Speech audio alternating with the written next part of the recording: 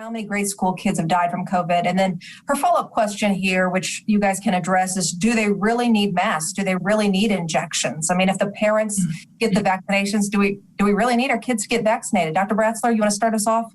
Yeah, so I don't know the number of kids that have died from COVID-19, but it's not zero.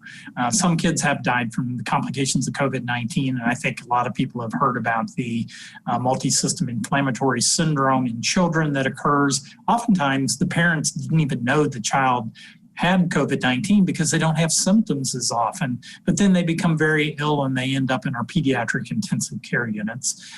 So I think it is very, very important that we get kids vaccinated. If you've watched what's happening in Michigan right now, you know that they're seeing this huge outbreak in Michigan that largely seems to be driven by infection of younger people, particularly kids down to the age of 10. I don't think kids below 10 get tested nearly as often, but they're seeing a lot of infections in relatively young kids who are then spreading it to older people. And the people that are ending up in the hospital in Michigan now are in the 20s, 30s, and 40s, not the over 65 group that have largely sought out vaccination in many places. So yeah, I think it's going to be really important to make sure that kids get vaccinated because we know that it can spread in schools, daycares, and other settings.